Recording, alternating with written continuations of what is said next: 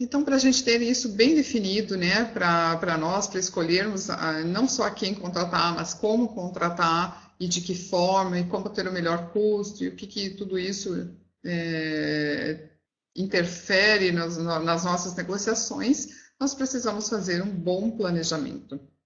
Nós temos que conhecer exatamente o que a gente vai estar transportando e conhecer os aspectos, tudo que isso envolve.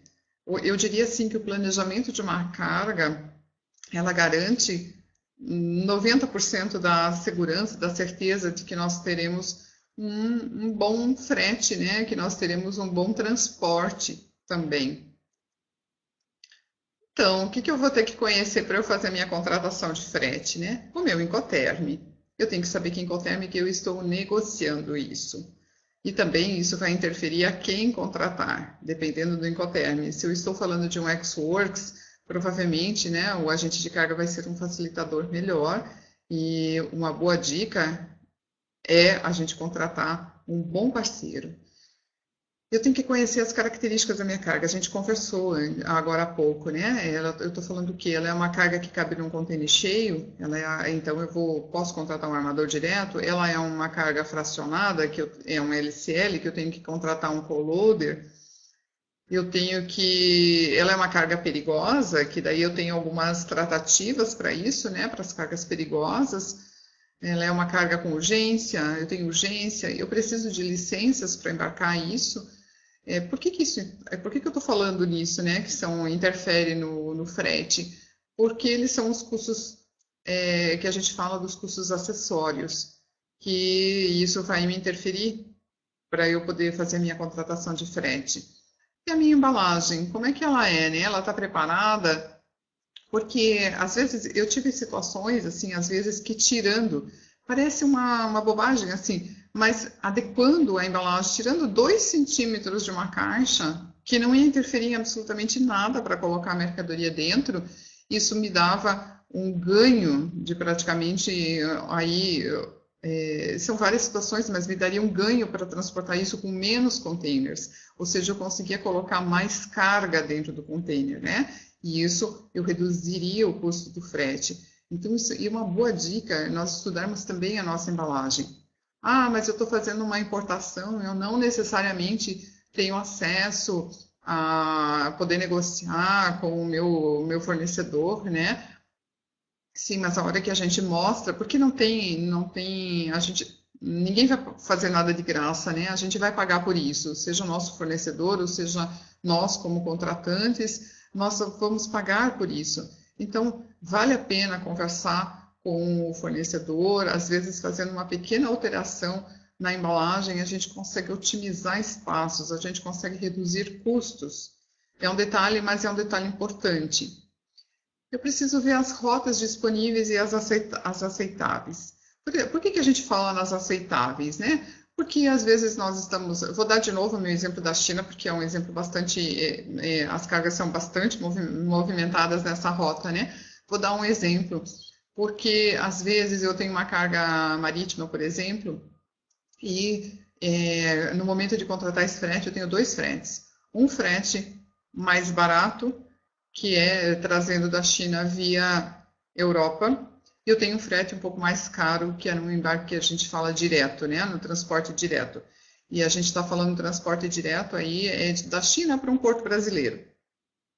Se eu passo pela Europa, significa que eu vou ter um transbordo dessa carga, muitas das vezes, né? O navio para em algum porto europeu ou ele para em algum outro porto dessas rotas e aí ele me transfere essa carga para um outro navio. Isso chama-se transbordo.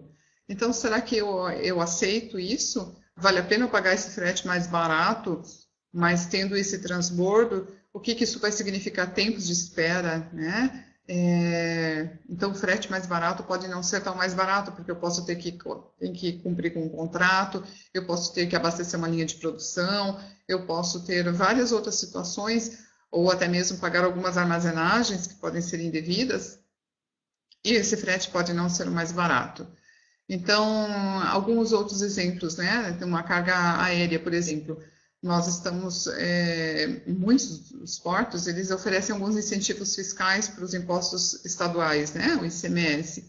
Então, se essa carga ela tiver uma rota que ela estiver passando, é muito comum, né? A gente está falando aí de, por exemplo, Curitiba, o Paraná tem alguns incentivos fiscais com relação aos impostos estaduais. Se essa carga estiver sendo transportada e ela parar lá no aeroporto de Guarulhos e depois ela for por DTA a Curitiba, se perde esse incentivo fiscal. Então, ela é uma rota que normalmente ela é mais barata, né?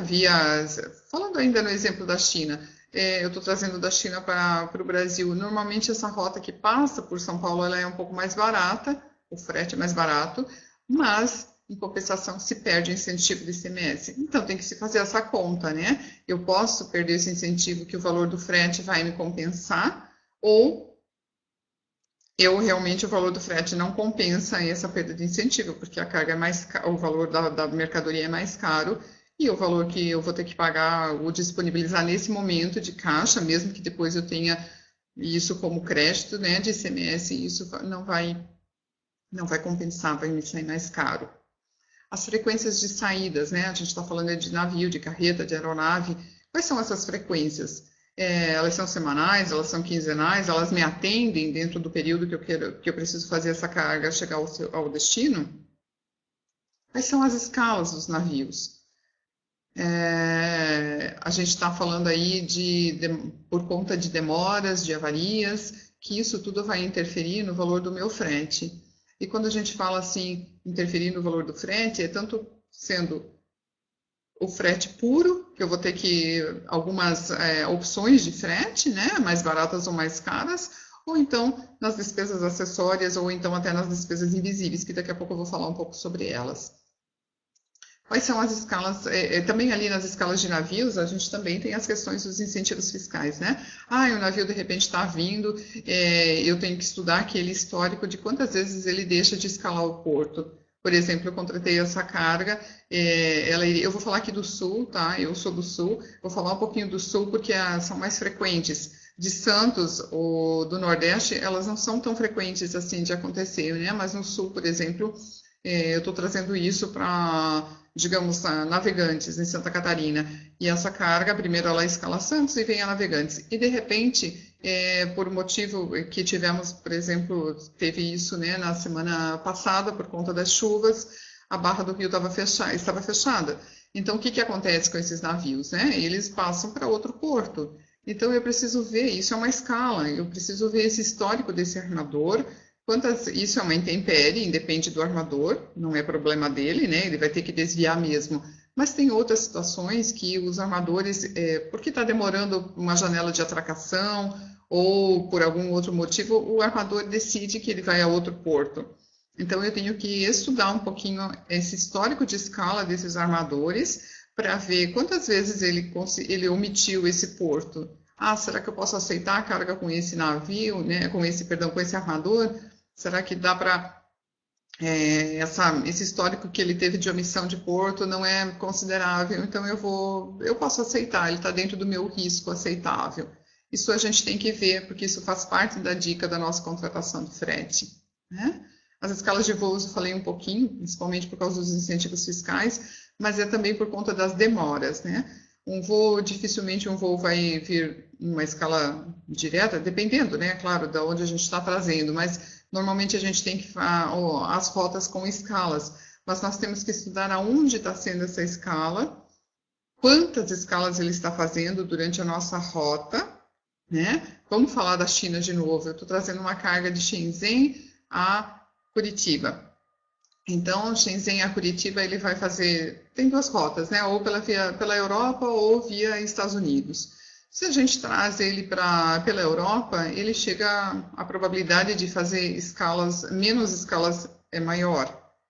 Se eu trago via Estados Unidos, há a probabilidade de passar ou por JFK, ou para Orlando, ou para Los Angeles, depois a Miami, depois a São Paulo e daí a Curitiba, ou direto de Miami a Curitiba, que é o que normalmente a gente precisa. Então, ele vai fazer mais de 2 escalas. O que isso vai ocasionar? Demoras, né? Ele pode perder as outras conexões. Eu posso estar pagando um frete mais barato, porém com muito mais demoras. e isso pode ocasionar custos também, isso pode ocasionar falhas, né, nas minhas entregas.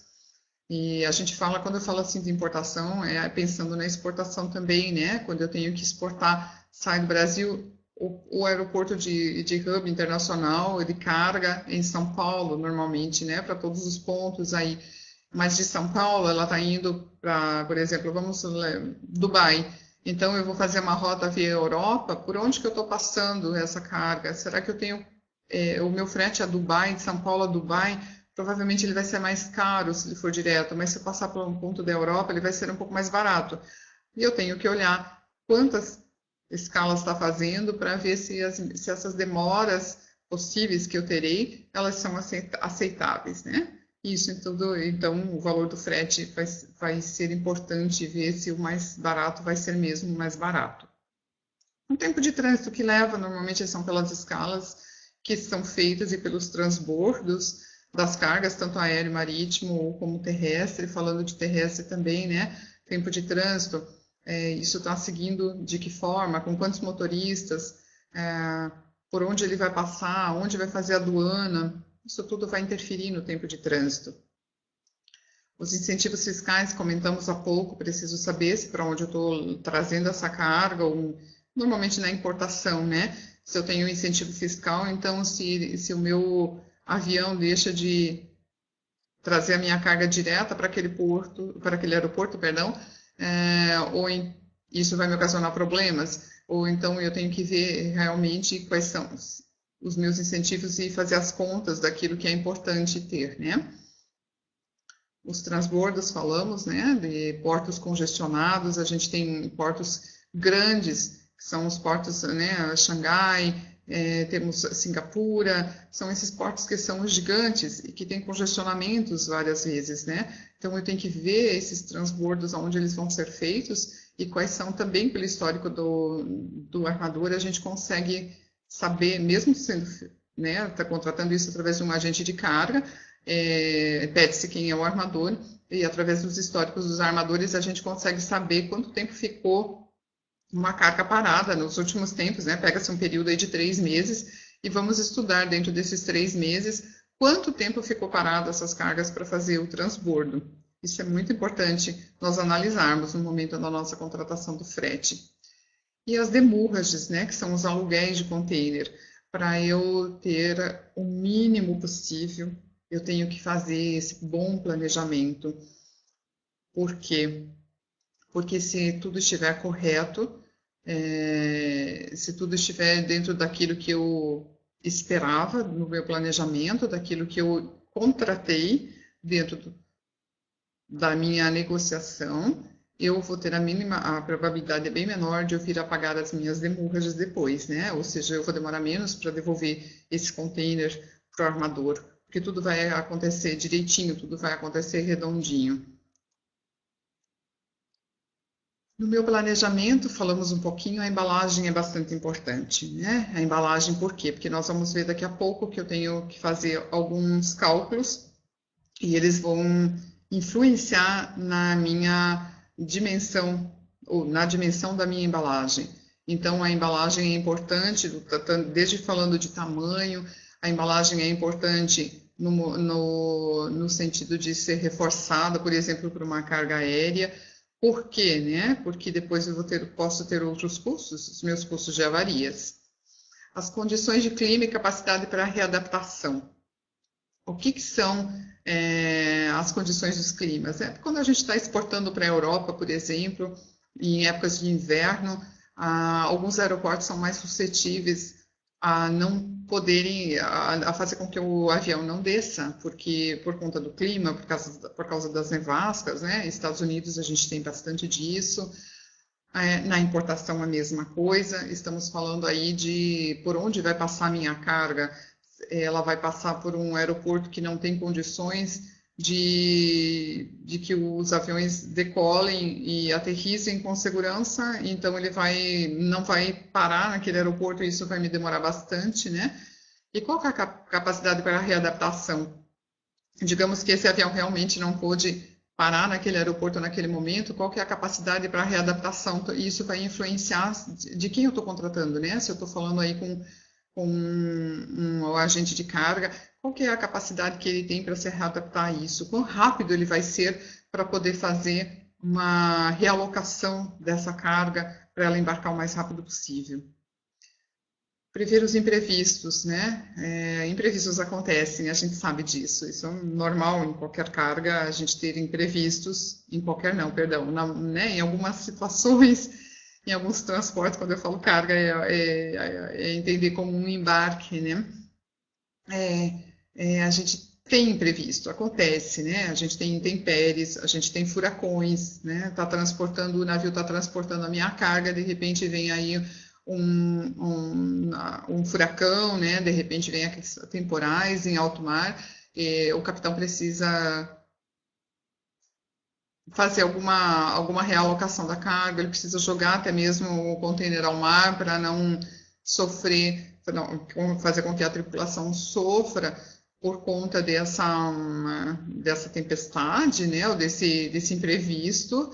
Então, a gente tem que tentar prever um pouquinho isso, né? A gente tem que dar uma olhada, olha, eu estou embarcando nesse navio porque eu tenho urgência, mas de repente, puxa, está aí previsto um furacão no meio desse caminho, né? Será que não é melhor esperar o próximo e eu levar a minha carga com um pouco mais de segurança?